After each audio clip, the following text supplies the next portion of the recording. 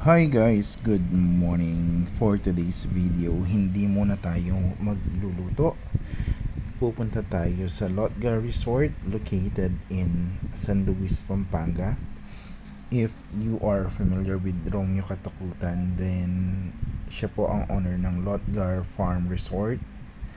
I don't know yet what to expect since hindi naman talaga ako follower niya. So, let's go and find out kung anong meron sa Lotgar Farm Resort.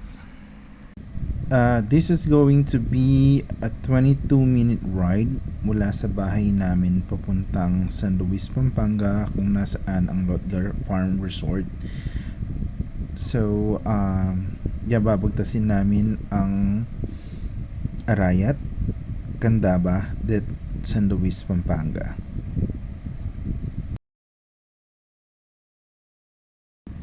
And here we go guys, Candaba na to. So, mga 10 minutes ride na lang from here and makakarating na tayo sa ating destination for today's video.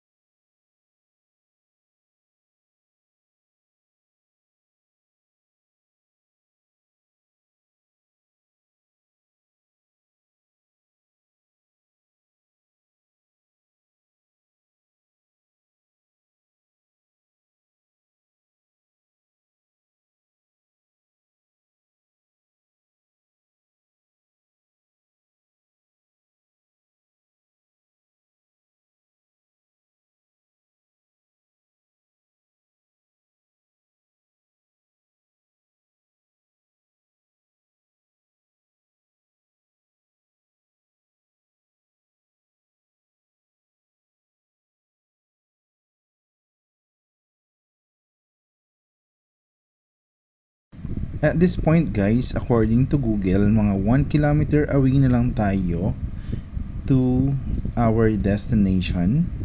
So, in a few, makikita nyo na ang Lotgar Farm Resort. At itutur ko kayo kung ano ang makikita nyo. So, if you guys are planning to go to Lotgar Farm Resort, then you just have to check it on Google Map. It's very easy. Just type in Lotgar Farm Resort, then it will lead you there.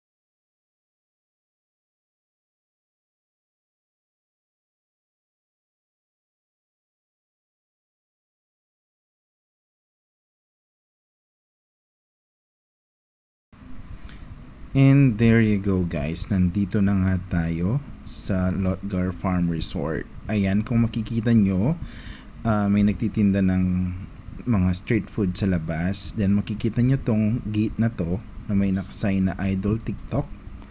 Ayan na si kuya, muntikan pa masagasaan. Excuse me kuya. Then baba lang kayo mula sa Amadeo Dike. Then go straight, entrance na to. Makikita nyo may mga tao, mga bisita din sila. Curious din sila kung ano ang meron sa Lotgar Resort. There you go. Yung nakikita nyo yan is fish pond. So napapalibutan yung farm ng mga fish pond. And may mga isda dyan. Meron din ditong Tapsilogan na at the time na nag-visit kami is closed. There you go. Ito na yung makikita nyo. So there are people taking pictures anywhere in the farm kasi Instagrammable talaga siya. And yan guys, if you can see my event for today's video, meron daw advance birthday celebration yung asawa ni Romeo Katakutan, and meron silang fish pond dito.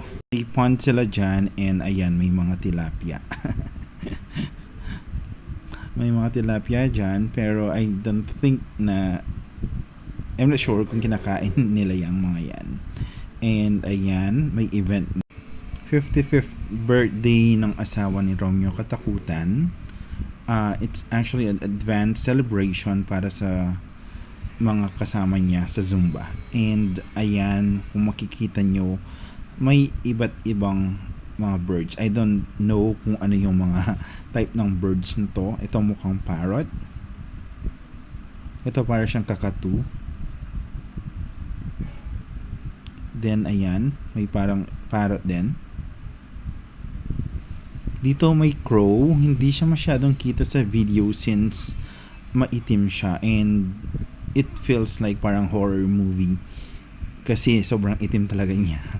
And nakakatakot yung sound na kinikreate niya. Ayan siya. May mga nagpipicture. Hindi pa nag-i-start yung event. They are still waiting for the catering service. A good thing at nalibot namin yung farm before sila mag-start ng event. Nakakahiya namang mag-gate crash. At ito na nga ang batang makulit. Nagtatatakbo siya, excited siyang makakita ng mga ostrich. Ayan siya. Sa ibang wing na to ng farm.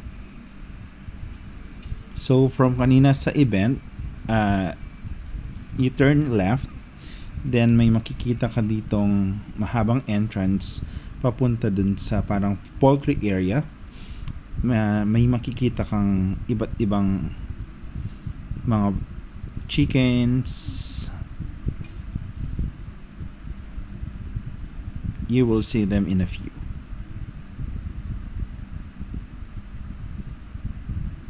Then lakad-lakad lang. Ayan guys, hindi ko na masyadong nilapitan yung mga manok. Manok yan. Iba't iba silang klase ng manok. Then meron ding mga gansa, I guess. Hindi ako sure. Ayan siya, medyo malawak talaga yung farm. And marami ka ring makikita. So, what I can suggest is, pag nag-visit kayo, you should bring your own food. Kasi wala kang mabibilan ng pagkain sa loob mismo ng resort. Or kung trip nyo kumain, may yung kainan naman around the area. Then ito na nga yung mga ostrich. Hindi kami masyadong lumapit kasi baka tukain kami ng mga ostrich. At ang sabi ni kuya na nagbabantay dito sa farm is hindi ka talaga pwedeng lumapit kasi okay lang na matuka, wag ka lang masipa. Kasi babakat talaga yung mga paa ng mga ostrich sa'yo. And ayaw mo naman yung maranasan kasi parang kabayo yung lakas nung force nila kapag sinipa ka nila. And wala na ring itlog, I guess kinuha na siya nung morning kasi umaga sila nagdelay ng egg. Itong area naman na mga turkey naman yung no, it's not turkey, it's peacock. And may attitude sila for today's video. Hindi nila pinakita yung magandang colors. Kahit nagtagal ako dyan ng konti, ayaw nilang ipakita yung mga colors ng mga buntot nila. Usually nakikita natin sa mga pictures nila online. There you go, ang haba ng mga buntot nila.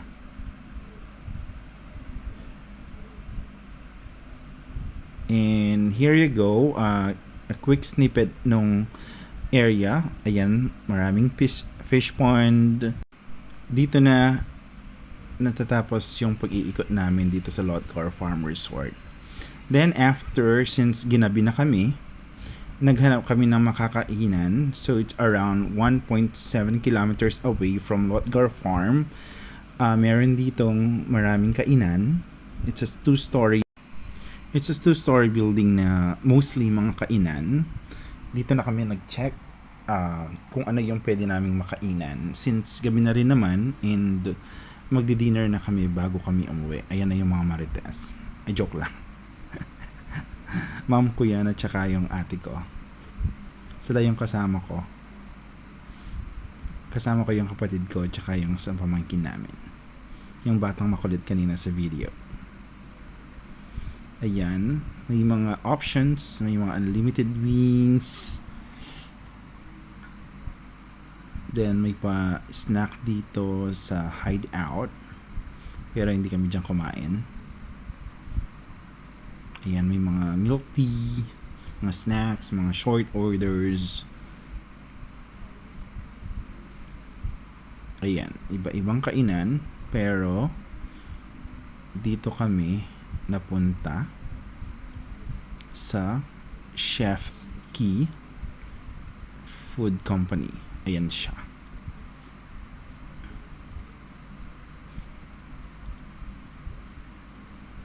Ayan, maraming options. May mga sushi, may mga crispy pata, mga ganon.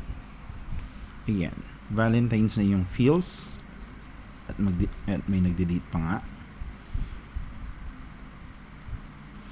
Ayan. Ito yung itsura ng Chef Key. Since kami na lang yung nasa loob, so I have the opportunity to take a video of the entire place. Medyo maluwag siya. Ayan, yung mga family meals nila. And we ordered yung set D. Crispy pata yan. Ito, pork teriyaki, garlic rice, sinigang na grilled chicken. Ayan yung snip nung mga orders namin. Nag-order din kami ng sushi platter. Here's the aftermath, guys. After nyan, umuwi na kami. Thank you so much for watching. Don't forget to like and subscribe.